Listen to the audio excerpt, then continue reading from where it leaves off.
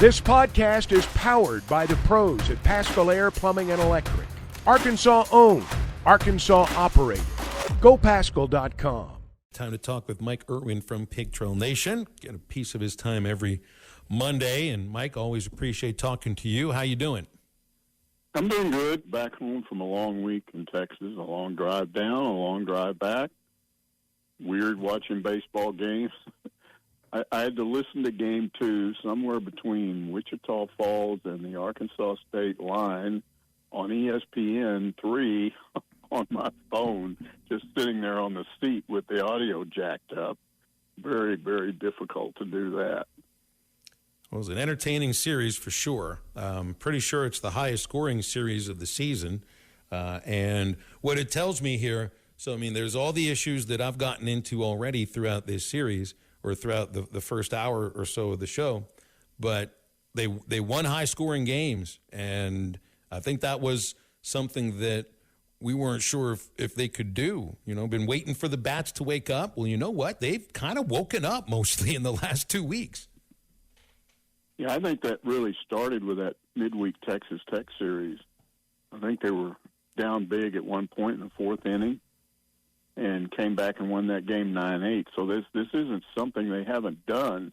It's just been developing at the same time that the starting pitching has been a little bit off. And honestly, all three starters struggled a bit. You know, Hagen Smith certainly probably had, it wasn't terrible, but he had probably his worst outing. And yet they came back and won 2 of 3. And people keep saying it was hitting. It was hitting. But what about the bullpen? Mm-hmm. I mean, when you're down big and you score all those unanswered runs, that's your bullpen delivering. Gage Wood came out looking really good. I just wonder if he's going to get a start finally. But this brings up a lot of interesting questions about what deviation does in the SEC tournament, too. I mean, if they're the 3 seed, which seems likely, although it could definitely change, you're still going to play a Wednesday game, a Thursday game. What do you do with your pitching? You know, do you say you'll pitch a Hagen Smith on Wednesday for 2 or 3 innings and then let him rest with all the rest he's going to get until the next Friday? Or, you know, how do you handle that? So it's all pretty interesting. Yeah, it really is. And so you mentioned the bullpen. And, yeah, if you're going to come back from down 6 runs, be like, well, they obviously hit. But that also means that your bullpen's going to have to keep you in the ball game, and they did. I feel they did that on Saturday for the most part. Bobby struggled at the outset, but from I guess it was the 5th inning on, really good relief pitching. So I mean, relief pitching is more of a strength than starting pitching right now because you're seeing Gage Wood rise to the occasion. You're seeing Christian Fauch really become a very good reliever for an inning at a time.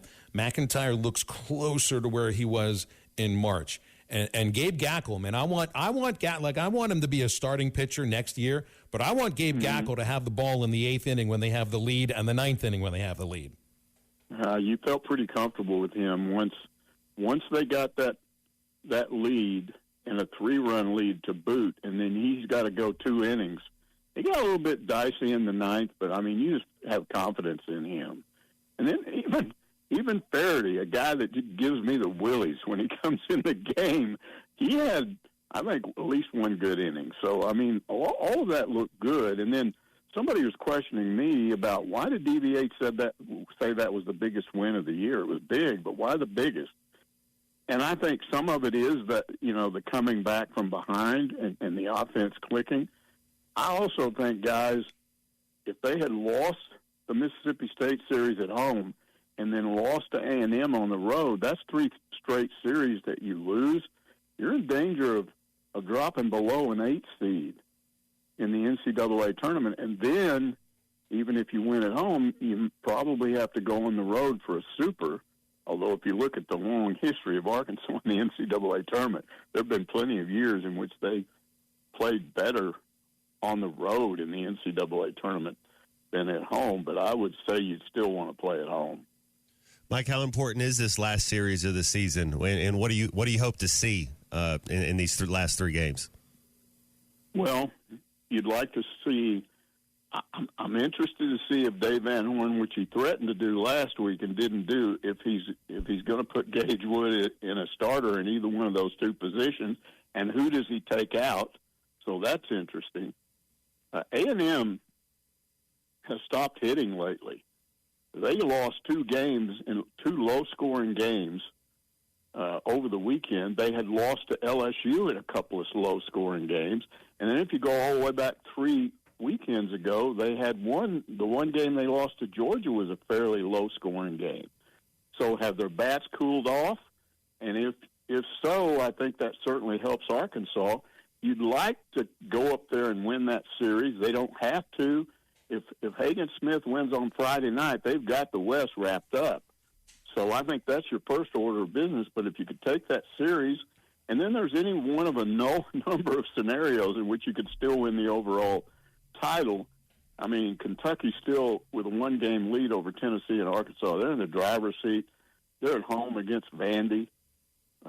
You'd think they would probably end up either tied at the worst. The only way they could be jumped is either they got swept, or if they lost a series and either Arkansas or Tennessee or both swept, their games. Tennessee is also at home, and I think they're going up against, South Carolina. So I don't know. I still think it favors Kentucky. But this thing could go any one of a number of ways in this last weekend. That's what you want, right? That's fun. Dave's been the SEC regular season coach of the year 2 of the last 3 seasons.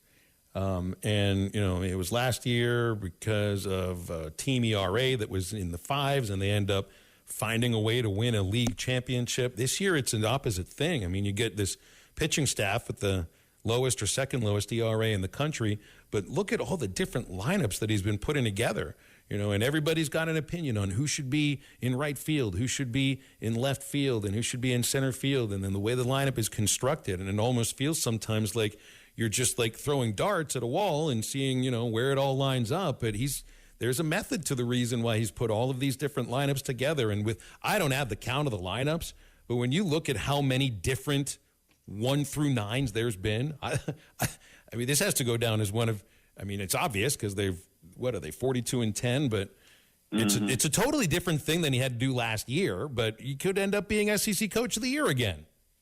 Yeah, it's possible. And do you think this lineup has finally stabilized with the way they hit over the weekend? Is this what it's going to be going into the NCAA tournament? I hope so. I like that lineup. I told you guys last week I like Jason Jones in left, and I think there's just different things that they did that worked. Hudson White, all my Texas Tech friends were asking me all year long, he was a home run hitter for us. What's going on there? Well, he's now starting to come around. He was huge over the weekend. So I like this lineup the way he's got it. I hope he leaves it that way. Are any of these backup catchers, are they athletic enough to put them in the outfield? Oh. Yeah, because I know you said we're deep. We're deep at catching. Helfrich could. I think Bubba said something about he might have either been taking fly balls the other day or just shagging. I think Helfrich could play in a lot of different places, and you're seeing him become more of a steady presence as a designated hitter. 2 out of 3 games this last weekend, he's been hitting more. I think you'll see him DH. I think he could play the outfield. I just don't think they'll put him out there right now. Yeah, and I agree with you. If you look at his batting average, you go, no, what's he doing in there? Is it DH? Are you serious? But he's starting to come around. And so I like that. Now, what do you do about Kendall Diggs? Because, again, it looked like last weekend at Kentucky maybe he was coming around, but now there's an issue again. Is it really that he's beat up? Is it psychological? Because he takes a lot of call strikes. Yeah. And that's mental usually when that happens. So I think it looks a little more, Mike, it's like approach more than anything. It's just pitches he was driving last year. He's not driving any longer. Inside fastball, which was a really dangerous thing to throw him last year. That's where batters are attacking him now. And that's how they're getting ahead. But, it's like I feel the same way with Diggs as I would feel about Jones. It's just Kendall did it last year on a consistent basis. If something clicks with either one of those guys, they could really get going. We just haven't seen it from Jason in the regular season at all. But this kid puts together an amazing batting practice. And I think of him the same way I think of Chad Spanberger. You remember Spanberger, who was a freshman in 2015, did almost nothing for 2.5 years. And then his junior season, halfway through, something clicked. And it was incredible. I think he had like 20 home runs that year. I think he hit 15 of them in the second half. It just, something clicked. Jones is that kind of talent. It's just, it's a lot easier to say if something clicks than to actually get it to click. Yeah, and DVH history suggests he does not give up on a player that's won for him in the past. And that's why I think Diggs will still continue to be there. He just keeps going with guys because it's like in his head he's going, okay, he did it once, he did it before, he'll find a way to make it happen again. And I agree with that. Hey, Mike, we got a big one tonight. Thunder Mavericks. These NBA playoffs have been out of control, especially Denver and Minnesota. But we got some Arkansas guys in this Thunder Dallas game. How do you see this one going?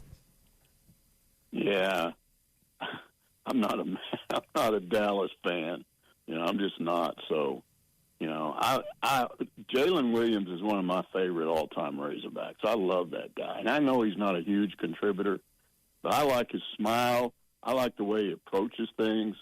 So I don't know if I'll see that game. I'm not the big NBA fan that you are, Matt, but, it is tough when you got Razorbacks on either side. But I've never been a Dallas fan. All right, well, what's it like for you when you come back from vacation, Mike? Do you need a little ramp up to get back to work? I mean, do you automatically just start taking Ask Mike questions, or do you need a little bit of like a ramp up before you get to that? I didn't have any time for that. I mean, I got home Saturday night and I had all these chores because of Mother's Day. We had all the kids and grandkids coming out, and my wife was running me all over the place. And then I got through with that and was able to sit down and watch the baseball game. And, I just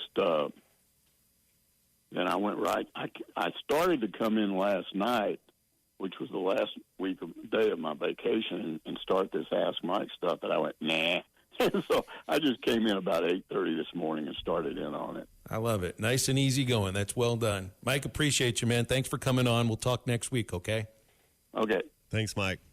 It's Mike Irwin, Pig Trail Nation, with us here on Halftime. BetOnline is your #1 source for all your betting needs. Get the latest odds, lines, and matchup reports for baseball, boxing, golf, and more. BetOnline continues to be the fastest and easiest way to place your wagers, including live betting and your favorite casino and card games available to play right from your phone. Head to the website or use your mobile device to sign up today and get in on the action. Remember to use our promo code BELIEVE, that's BLEAV, for your 50% welcome bonus on your first deposit. Bet online, where the game starts.